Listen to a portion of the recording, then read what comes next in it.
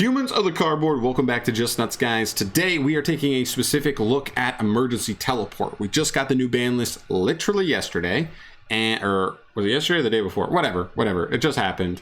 E-tele got moved from 2 to 3, so now this card is completely legal. It's non-once per turn. It summons any level 3 or lower psychic monster from the deck or hand, and it's not once per turn, and it's a quick play. It's crazy. This card is like insane. And today we're going to be talking about all of what I think is like the interesting targets and decks and generic cards that can actually be used with E-tele, because now that it's a 3 of, I think a lot of decks should actually take a look at E-tele, even as a generic extender, depending on the kind of deck you play and what kind of cards you need to be extending with. E-tele could be the perfect piece. So let's get into it. Let's start out with the archetypes here. Of course, we're going to start out with Geek Boy and the Libromancers. He's the only psychic in the archetype so far, but he just says if he special summon, he adds a Libromancer spell, and the field spell the deck already has is actually pretty nasty. So actually seems like a pretty nasty extender for the deck so far, but we do need to see more stuff to make sure E-tele is actually worth it all the way in the deck, but we'll see. Next up is Metal Foes. I think one of the cool things with E-tele in pendulum decks is a lot of pendulum decks just want to make a link 2 at least before they try to pendulum summon. And so just being able to E-tele one out, normal summon one, make a link 2, and then do a pen summon, I think you're getting good value. Also getting Bismugear out on the field is really good if you see any other Metal Foes, because then you've got another free card coming on the end phase. So pretty cool stuff there. I definitely think that's a cool use, is Metal Foes. Next up is Virtual World. This is really interesting because Virtual World has this thing where if they can't get any face-up Virtual Worlds to stick on the field, whether it's spell, trap, monster, they can't really play because all their monsters in hand need to target a Virtual World card on the field to work. So if your opponent's game plan is just make sure they don't keep any Virtual Worlds on the field, it can be tough to play. But E-tele says even past your normal summon, past your spell getting popped, past whatever, you can just E-tele out Nyan or Lulu, and then just it opens up the activation, the ability to activate any of them from the hand just to target the monster on the field. So can be kind of good in those situations. I don't know if it's overall a good enough extender for them, but it definitely is a nice card in those kinds of situations. Next up, we have Mutants. Mutants is another really big one, I think. This deck really benefits from E-tele. You've got Mutant MO5, which searches any mutant monster when it's special summoned. They have another one that I think searches a spell or trap. Don't quote me on that. They have another one that's a good, gives you something on summon. And then they're getting the new one that's actually a nasty extender. So you could go E-tele for MO5, MO5 search the new one, summon the new one, and then both of these can try to tag out for one of their boss monsters, or maybe even 2 of them. I don't remember exactly how the other one works, but I think it's pretty good. It's an extender that also gets you into some good stuff. So really, really good. And that doesn't even use your normal summon in that instance. So E-tele is actually really nice for mutants. Next up here, we have World Chalice. World Chalice loves to just spam out normal monsters. It's one of the decks that doesn't brick on normal monsters anyway. So Chosen's huge, being able to just turn him out, go into Imduk. Imduk gets you extra special summons and normal summons from hand. And then you just kind of combo off with other World Chalice stuff. It's actually pretty good. Deck's pretty potent when it gets rolling. So actually really good extender for them. Next up is Gusto. There's a couple other psychics I think they can summon as well, but this one was the most interesting to me. She does, I believe, don't quote me on this, but I do think she misses timing because she's a when effect.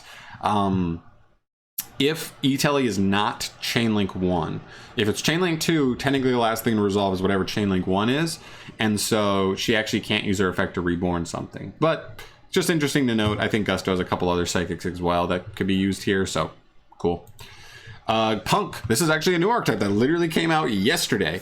It's pretty cool, especially since they have 3 different Stratos monsters. This is one of them. They're all level 3 psychics, and one of them searches monsters in the deck, spells in the deck, and traps in the deck. So kind of crazy that now you could have 3 copies of a card that just says summon one of your 3 Stratoses, and you can just add any Punk card you want from deck to hand. Really cool. The deck still needs help. It still kind of feels like a poor man's Prank Kids to me, but who knows? Maybe they'll get the right support and actually be able to feel menacing. But E-tele at 3 definitely is a huge help for them. Definitely a needed extender. Rishido Wendy. I don't think this is the most important card to mention here, but theoretically it turbos this out. Maybe you can go into Cross Sheep earlier before you start fusion summoning or whatever. If you can summon her and have a fusion spell, boom, fuse her off, get her float effect, cool. Whatever. I thought I'd mention it. Super Quantum Blue Layer. This is a big one. This is another big one, I think. The deck has 2 main lines. You either have to go through Blue Layer to get to like an actual legit board, or you have to go through Fairy Alphen.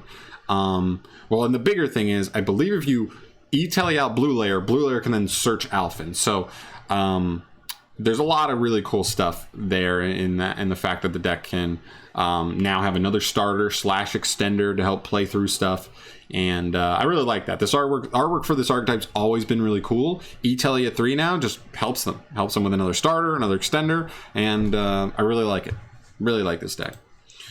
Ritual Beasts. The one downside with Ritual Beasts is they have multiple psychic monsters that can be summoned off of E-tele, but they can only be special summoned once per turn. So once you summon them, they can't be special summoned again, and that's what the deck wants to do, is summon them back, and then like you keep tagging out and stuff.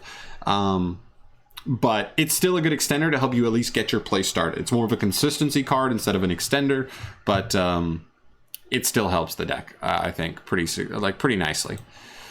Zephyrs, kind of same thing. Both of the Zephyr monsters that you would even use for this are both Ritual Beast monsters, so they have that same clause, but still, it's a pendulum deck. You might want to make a Link 2 before you try to do your pendulum summon, and that definitely helps. So again, pretty cool.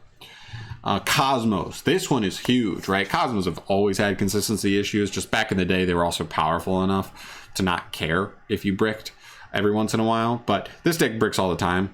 But having 3 E-tele means you can churn out Tin Can, Straw Man, Sword Troopers, and Farm Girl, I think, are all level 3 or lower psychics. So having access to all of those is actually pretty crazy. Even Tin Can is like, it's like the best starter in the deck. So actually a pretty nice consistency boost for them, and gives them another extender, which is pretty cool. I think that's actually a pretty notable one, all things considered.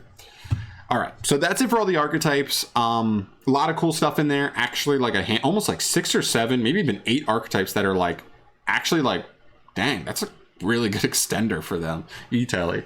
But now we're going to talk about some generic cards that I like to theorize with. I think Gamma and Ogre kind of go hand in hand, because the whole benefit with them is like, you don't have to play like a generic just brick that you don't want to see. And so it's like, yes, sometimes you see E-tele, but sometimes you see the brick and now E-tele's dead. That's not what we want to be dealing with. Instead, they're hand traps. So if you actually draw them, you're like, I drew a hand trap. I can't complain. It's a hand trap. Cool.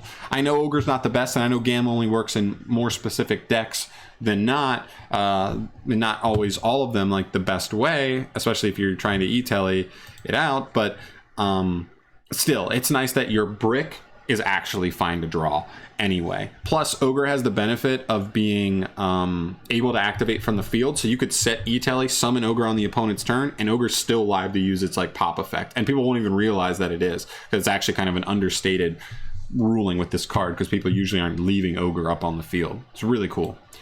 Next up is Psy Reflector. This card has been more popular in the OCG than the TCG, but it's a cool card. It helps you get 2 monsters on the field pretty easily. It's kind of like a 1-card little doohickey. And not needing your normal summon for it either is actually kind of nice. So yeah, this card's pretty good, definitely. Recover. It's a generic tuner. But it's kind of nice, especially for like going first combos, because he says if you have 5 or more, or if your opponent has 5 or more extra deck cards than you do in your extra deck, he can just summon himself from grave. And he's a tuner, level 1 tuner. It's actually pretty convenient, kind of just like some like a poor man's glow up bulb. But the cool thing is, if you're using him turn 1 as part of your combo, you go through 5 extra deck monsters, and now he's live to just jump out of the grave again and get you a nice extender. So really cool. I like this. I think this card's pretty cool. Dr. Frankenderp. This is another one that I actually low-key kind of like. He says if he's normal or special summoned, you pay 500 life points to look at the top card of your deck. You can either place it on the bottom of your deck or add it to your hand. But if you add it to your hand, you skip your next draw phase. So the idea with this guy is like, if I'm going to E-tele him out, 1, it's just like a 1-for-1 extender body, but 2, he expedites my draw. So I don't have to wait till my next turn to draw. I get that card now. I can try to make use of it now to extend through things, to have another hand trap in hand, whatever, add interruption to your board. And I think that there's actually value in that. So just the fact that it's already in a 1-for-1 extender to get a body on field, but also gives you the potential to just get another card in hand, is actually pretty nice. So I think this is an understated card. Not even a horrible normal summon if you draw it. So yeah, I'm with this card actually. Next up here is Watt Psychic Fighter. This is a weird one because I think he also can miss timing if E-tele is not Chain Link 1, but you know, whatever. You can summon them on the opponent's turn, then target a card in their grave and either put it on the top or bottom of their deck. I like this a lot because if they have a card in their grave that's good in grave but not good in hand, you could put that card on top of their deck, which one, removes it from grave, so you're removing that resource, but now you're also saying they have to draw that card for turn next turn, which is probably going to be rough and not good. So have some cool utility, like you can potentially brick your opponent's next draw. Cool stuff. Hush Psychic Cleric, this is a weird one. It like sends a card from hand to grave to banish a psychic from grave, and then when this card leaves the field, you summon the card you banished off of it back to the field. I don't like that it requires you to already set up like a good psychic monster in grave that you want to be summoning, but it's an interesting little roundabout way to like keep extending. And it's an E-tele target, so it's already a 1-for-1 extender anyway with E-tele, so meh, I don't hate it. And I think the last card we have to look at today is Ghost Fairy Elphobia. This is a really interesting one. It's probably not as good as I think it might be, but whatever. It says that once per turn you can reveal any win monster in hand, and then till the end of your opponent's main phase 1, monsters with a level higher than that monster you revealed cannot activate their effects.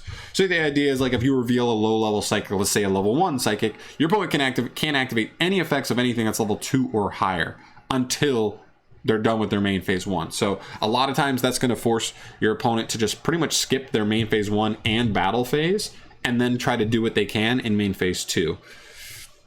Again, they can, like a lot of decks can still do a lot in one main phase, but it is definitely like something interesting worth noting, I think, overall. But yeah, I think that's everything we have to look at today.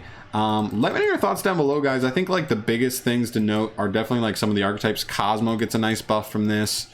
Super Quantums get a really nice buff. Punk get a huge buff. World Chalice it's nice for them. Mutants, really good in Mutants. Really good in Virtual World. Good Metal Foes. And seems to be good in Libromancer. We just need to see the next wave of support for them to really see how it'll work out in the archetype. But yeah, a lot of potential. I can't wait to see what people try to do with E-tele. Because like we've already seen decks that just like play quick launch with Tracer just as like a generic extension tool. So why not E-tele? And then like you just get to play like Ghost Ogre. If you just need a body to be able to extend onto the field, why not be able to play like a card that's not even a brick to draw, like Ghost Ogre? And then you feel really fine about it.